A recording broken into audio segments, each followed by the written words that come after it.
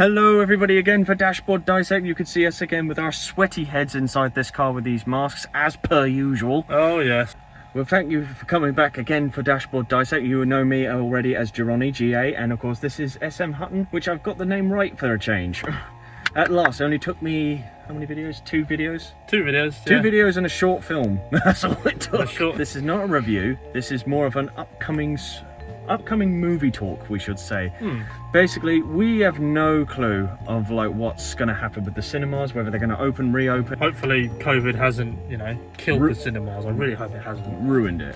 But this is basically going to be our little talk, a rundown of the films which obviously are going to be coming out later than usual. So they'll be coming out at some point when the cinemas eventually decide to reopen after this. Yes, so this will be our discussion of what we want to see and what we think is going to be, what our general view is on the topics that we'll be discussing. Yeah, what is going to be good and what's going to be bad. Either way, the siren's up, let's go. Let's jump right into this. Let's jump in these body bags. I personally wanted to see was the new Christopher Nolan film, which was Tenant. Right. And the best thing about it is, because this is going to be a really good discussion, I don't know nothing about this movie. I know jack shit. A good start. The time when his trailer released, my Adam AC Goodspeed, which you've already seen in the previous video, he knows what the trailer is and he sent it to me, but I refused to watch because I'd be just like, because at points we see movies that are on their way out and we sometimes think, you know what, I want to save myself a little bit of spoilers because we can't trust trailers these days. No, not really. They reveal too much. Way too much. So I thought, you know what, this would be quite nice to just sit back and just watch the movie there, just on the title alone. I did that with Aquaman, actually. I liked Aquaman. I enjoyed that. I did not watch a single trailer for that film. I watched too many trailers because I'm stupid.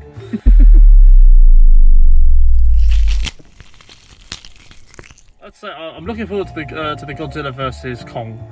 Or Kong Godzilla, Godzilla Kong. Godzilla versus Kong, I think they're calling it. They've actually just released action figures now. They've released action figures which have released well, it's not really a secret image anymore. It is officially released. Out there. It is released. I think it was a toy label in Japan that released them. Yeah, so some unleaked footage that they shouldn't have done. I'm definitely looking forward to continue onto the continuation after Kong Skull Island, after Godzilla King of the Monsters, which, even though I enjoyed King of the Monsters, I think it would be nice to finally see two, Godzilla versus Kong go up against each other. No humans. No humans. Get them out. Obviously, there'll be humans involved in the story, but I mean, the amount of times when you see the monsters about to clash, and they clash for, I don't know, what, 5, maybe 10 seconds if you're lucky, and then we're panning back to minutes of the cast and of the actors, and we're like, look, we don't want to see you. We don't want to see you at all. We come here because we want to see Godzilla. You do need that human element in these movies. You do. I mean, the first Godzilla film, for example, that might as well have been called, US Army with special guest star Godzilla. Give us a whole character plethora of Bryan Cranston characters, and you've got us in. I'm hoping with this one that they focus more on the monster fights, because I cannot be asked when you get into a heat of a battle, and then all of a sudden it just pans back to a human shouting and trying to plot. It's like, look. Let them, as Suizo would say, let them fight for goodness sake. Let us see some kaiju action. Listen to Ken Watanabe's words. Yeah. Let them fight. Let them fight. But gathering from this film, I really don't want them to go in the route of Batman versus Superman. Yeah, where they fight and then they have fight to for 5 minutes come together to fight something even worse. Which, hinting from the King of the Monsters end scene, which everybody's hopefully seen at this point, but spoiler alert if you don't. Basically, the main terrorist guy in the King of the Monsters movie, played by none other than Game of Thrones actor who plays every bad guy in the world.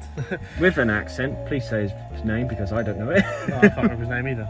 We're good at this, aren't we? Yeah.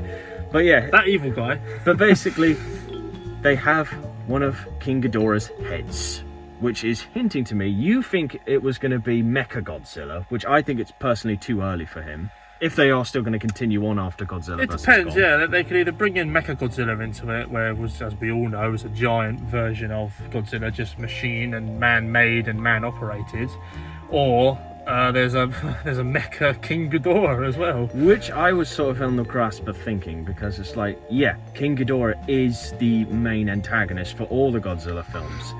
Yes. He is not Here's the Thanos of the Monsterverse. You need that sort of Monster balance, which I'm guessing they're going to go for eventually, which I personally don't want. Because my theory would be it will be a battle of the territories. Yeah, you almost would like a use- battle of the regions. I want this bit and you want that bit. Godzilla owned North America. Kong is down in the south. Yes, they've all got their respective territories. And there's obviously we've known from Godzilla King of the Monsters that there's different kaiju for different territories, different countries. All kinds of shapes and sizes and So weird it's things. easily going to be a battle of dominance thing, because they were hinting that Kong has fought Godzilla in the past.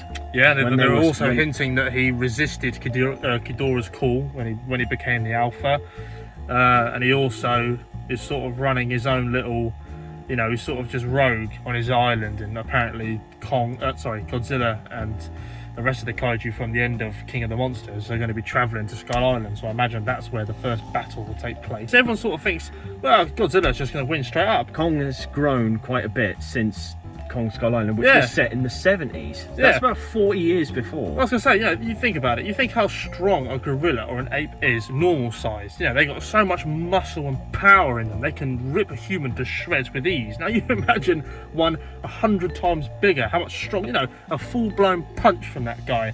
That's going to knock some teeth out, maybe your jaw hanging off. So I reckon, Godzilla he's definitely got a match up. It's a matchup that I definitely want to see, but just don't go the easy route with this. This is Godzilla we're talking about. You did it to Superman, you're not doing it to Godzilla for me. Please don't. All over the place. Now, another one that we'd heard of, which we're going to get into a lovely discussion with Disney's live actions, Oh, sod Disney. which of course is Mulan. Which the I'm remake. actually quite looking forward to, because it looks like it stays true to the source material that it had from the original film, the original cut. Apart from, Excluding Mushu. they don't have the dragon played by Eddie Murphy. That's annoying. I mean, you never know. They might add it in just for a bit of fun at the end of the film or something. Maybe for once in our lives they actually don't reveal anything in the trailer. The trailer was pretty vague. They were sort of hinting to the old song, which I really love. It's like, let's get down to business. I love that one. I think the theme. Mulan could be good. It's not your typical Disney one, this one, which is what I'm actually quite happy about. It looks like it's going to be quite ruthless and quite, I wouldn't say violent, I think that's the wrong word to use, but I definitely think it's gonna, I can't see there being any singing involved in this one. It looks very... No, it's not going to be like Aladdin, which I personally liked. Which sucked. Disney, in the height for me, was with the originals, with the original animated series. They captured the magic, they captured the fun. It was all brand new ideas that they... Well, actually, no, I take that back. It's not brand new ideas, because most Disney films that were back then have come from novels that were darker versions, and they've just kiddified it up.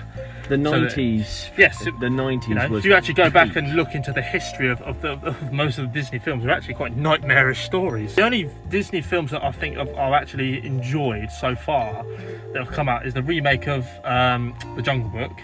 Yeah, Quite enjoyed that. That was good. Decent. Good old Jon Favreau, director. Perfect voice talent for that. Bill Murray as Baloo. Yeah, it was good good, choice. and there wasn't that much singing, so I could get on board with that.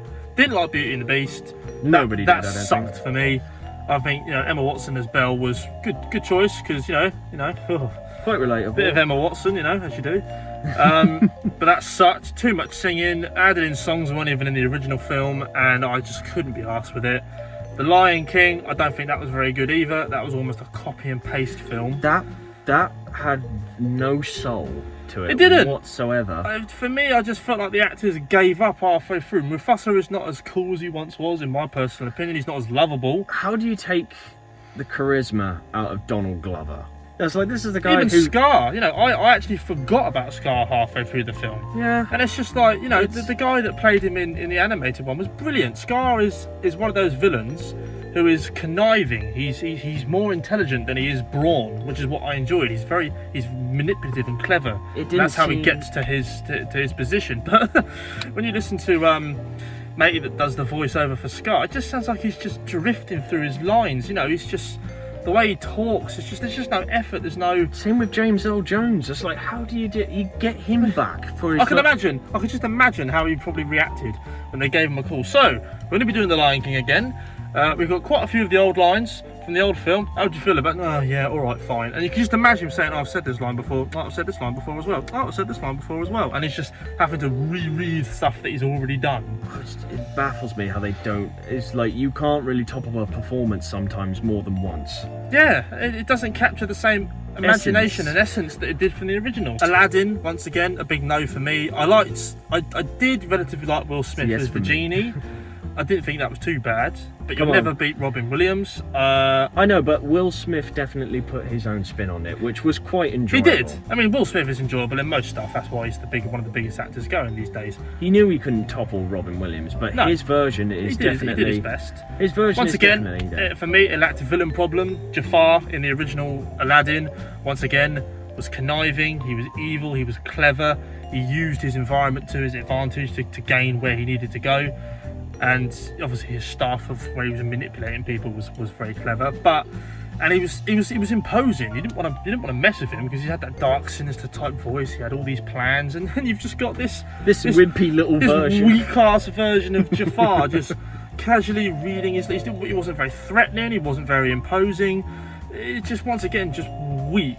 I just couldn't be bothered with it. It's the weak aspects that really stand out a lot. It just doesn't seem like versions. they've really put much thought into it. It just seems like, okay, let's just take that scene, give it a little bit of a polish up, let's just do this and this, add it all together, boom, we have Aladdin. They don't actually sit there and try and really drive a performance out of the actors. I'll tell you what, actually, speaking of Jungle Book, the Netflix version of Jungle Book that was directed by Andy Serkis, I thought that was quite good. I didn't see that. Wasn't that called Mowgli? Yeah. I did not see that. The animals are a bit questionable because they have very human faces, but it's a darker version of the tale, and I enjoyed it. It's actually taken material from the original book. When you said human faces, I was actually picturing the lion from The Wizard of Oz just coming out to Mowgli. Yeah, you can imagine him as Baloo just going. Like, for me, I could definitely see sort of a little bit of Christian Bale's face in as Bagheera, I think. Oh God! It's just sort of animal faces, but it's been morphed to look a little bit more human. I don't know whether to be terrified of that or not. It's Christian Bale. Well, Christian Bale and his attitude can be terrifying enough without him being a panther. Well, we could go on for too long about Disney, I think. Oh yeah, we could actually. Yeah, this is for me personally, just recent 90s Disney, amazing. Yes. Recent Disney, not can so fuck much. straight off. That's what I think. I think it just needs to stop. That's now, what I think. Now moving on. Moving on swiftly before too much ranting gets on.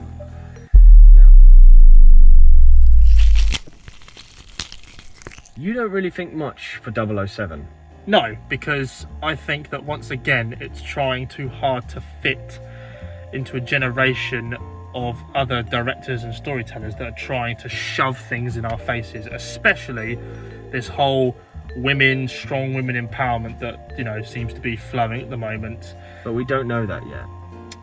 From what it's seen from the trailers, who's this woman that comes out of nowhere and starts bossing around James Bond, and he hasn't really got a comeback for it. The original James Bond in the original films was snappy, he was quick-witted. If someone says something, he has something straight back to say, whether you were male or female. But now we can't have a man talking to a woman like that in this day and age. True, you can't have misogynistic James anymore. You know what I mean? No, it's got to be appealing now to women. No, for me, I'm not too interested in the new Bond. I don't think Daniel Craig is really in it anymore. It is his final outing as Bond. That's fine. He has made it public. I don't think. To be honest, I don't even think he was a great Bond in the first place. I don't think he's put much into it.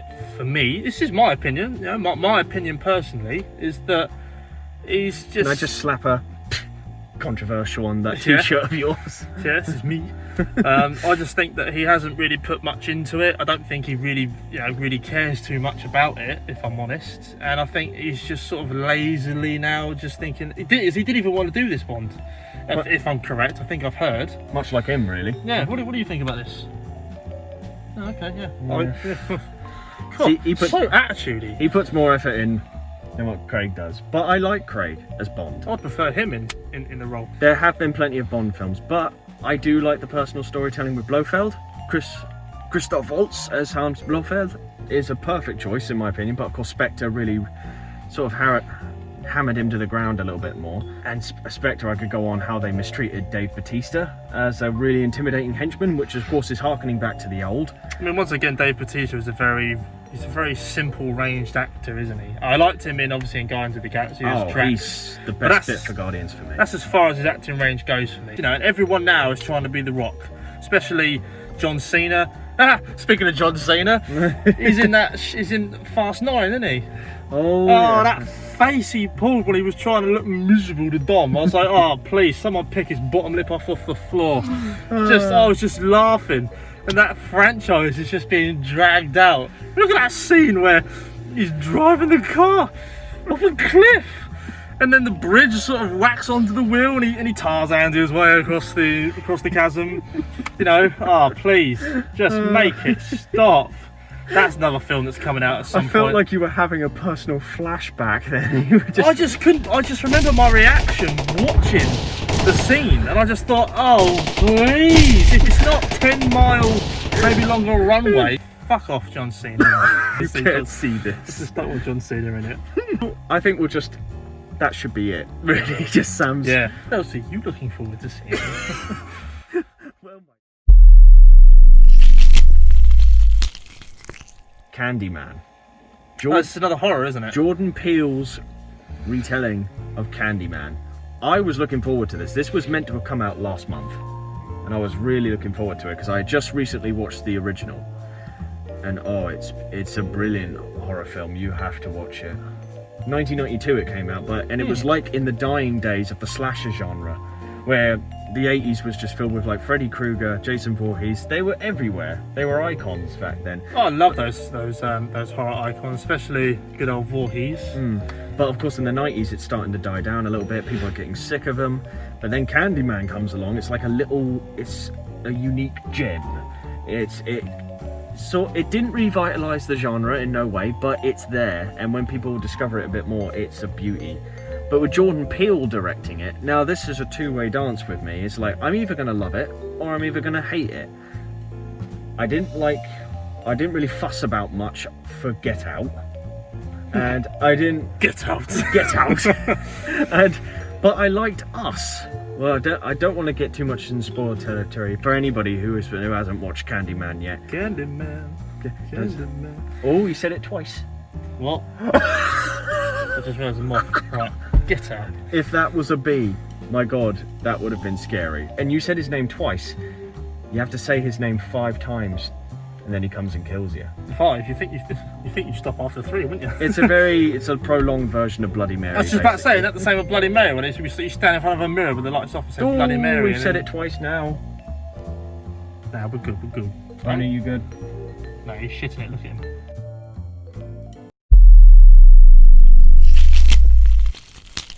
Black Widow, the film that we all wanted too late. Too late, should have been out before Avengers Endgame, or Infinity War for that matter, because it would have made her death a lot more serious. Well, I think spoilers. Spoiler. Like, I think this is true, but if this might be a spoiler. I think this film is set during the point of Civil War, isn't it? Yes. It's after Civil War, so that's when I think they should have brought out the Black Widow film. It's a film we all wanted to see, a character we all wanted to see on the screen on our own. But the hype for me has just sort of died down. She's dead. Because you're more Marvel, I'm more DC. Yes. And I take Marvel movies as they come. It's just like, I'll enjoy them, but I won't fanboy over them. Not like I do with DC. That's the same with DC. I love Marvel, but when DC comes, I'm like, oh, okay. Yeah. So polar opposites here. Which is good. So that would give deeper a discussion. To let us know if you do want a discussion on that, just to see our pointers on that. But definitely for Black Widow, it seemed, like you said, too late. And it's really, in the whole grand scheme of like the Marvel Cinematic Universe, she's just really a footnote. She should have been the female empowerment that Marvel or Disney or whoever would push. You've got all these characters like Captain Marvel, Thor, Hulk. They're all immortal-like people. Immortal. And then you've got like Black Widow and all that. And of course her relationship with Hawkeye. Small fish in a big pond she was. And you could have revolved around that. And then of course you have to bring in Captain Marvel, and then it's just of course we have to have an overpowered female. Brie Larson now has a YouTube channel. Yes, she does. Lol. Please send this to her. Just get off. Don't actually, because she'll know your Hotmail account. Far away. She can hear my movie if she wants. Cool, we're going after Brie Larson. It's only the second episode. Her personality in real life is what? Yeah, it flops because she's just so. For me, she's just so up herself. But back to Black Widow. Yes, she's. I am personally not interested for this one. I'm not interested, but I will watch it. You will watch it. I will watch it because at the end of the day, who doesn't want to see Scarlett Johansson kicking ass? That's true.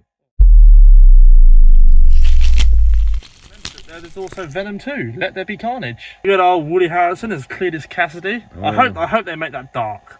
I hope they do justice to Carnage because Carnage is one of the most. I think he is almost one of the most violent characters that Marvel has produced because he's a real. He's megalomaniac. He is sadistic. Yeah, he's a serial killer. So I really hope they do Carnage justice. I think they will because I think they did Venom relatively good justice. I mean, that film was was definitely 50-50. I enjoyed it. I definitely enjoyed it. I liked Tom Hardy because he's what a brilliant actor. And I think they got it right with the majority of the story that they were trying to tell. Quick little break from that. But do you remember, or does anybody else remember the lead up for the rumours back 10, 12, 13 years ago when they were rumouring about Spider-Man 4 with Tobey Maguire, and the rumour had it that Carnage was meant to appear for this one, and it was meant to be played by, which everybody was hoping for, Jim Carrey. What would you have said about that? Jim Carrey as Carnage? I don't know actually, because Jim Carrey is a comedian. I think I can see sort of Jim Carrey bringing that psycho, insane effect. No, if that was true, I think that could have been pretty good. But I'm not sure what I think of Jim Carrey in the role. I think he could definitely play that, that psycho character. But I think Woody Harrelson is a good choice, and I hope they pay homage to it very well. That sort of concludes most of what we were. We definitely have these covered most of what we were going for. We all hope you're doing well and hope you're keeping safe. Yeah, I hope everybody's staying well and. Hopefully you're surviving this terrible time that we're all in. Obviously we're putting literally a spotlight for these movies, which of course were the big releases apparently for this year, but now have been pushed back. Let me know, or let Sam know, let anybody for us know what other movies there were going to be, because some of them could be hidden. And also coming up on the channel, also in order to fill the space of time, we've also got Blu-ray movies that had come out previously in the year beforehand. So me and Adam will hopefully get back to you on some other movies that we've seen in his little home cinema, which he'll proudly gesture to you and proudly show off to you, guaranteed. In the meantime, we have an announcement. Oh yes. Now, this is a work in progress at the minute. This is literally on the whiteboard stage of plotting. But it will be done. Good for that one. But we are in the planning stage of something, a short film. We won't reveal what it is just yet, but rest assured we will bring out a trailer beforehand. Now obviously it's going to be different. Obviously it's going to be difficult because of the whole COVID situation. We can't really do much. We can't really get many people on board. We'll probably have to sort of wait until this sort of blows over, which could be God knows how much time. People that know their way around martial arts, people that know their ways around a lightsaber or swords, anything like that, and have a reasonably good amount of acting quality. You don't have to be amazing, you don't have to be the next Jennifer Lawrence or anything like that. As long as you take it seriously. Yeah, we're looking for anyone that's welcome to come on board with the project is definitely welcome. We've got our story ideas all mapped out about what we're going to do. It's just finalising the details, fine-tuning it to be just right. Yeah, we will definitely bring out a trailer to tease what is to come. But all I'm going to say, it's going to be big.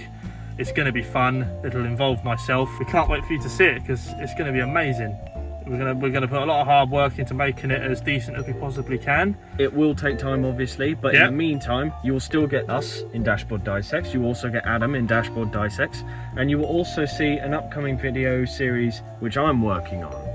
Now this I won't reveal just yet, but if you do keep in touch with my Instagram, my Facebook, and of course if you follow me on my website for my blog, you'll know all about it then. In fact, you might get a glimpse of who is to come quite early on. But in the meantime though, this has been me, G.A. Gironi, and this has been SM Hutton.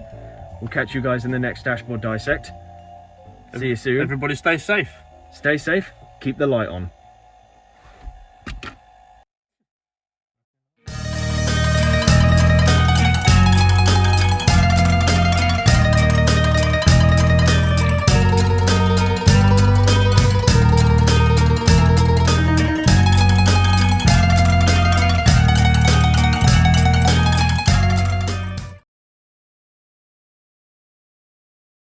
Morbius. Oh god, like I've said 3 times, Morbius, 4th time. Yeah, just in case you didn't hear it the first time, Morbius. Did it die on us? What was that? A fish in a oh god, A what? What are you thinking of? I don't know. a small fish in a big pond. Small fish in a big pond. That's the one. There we go.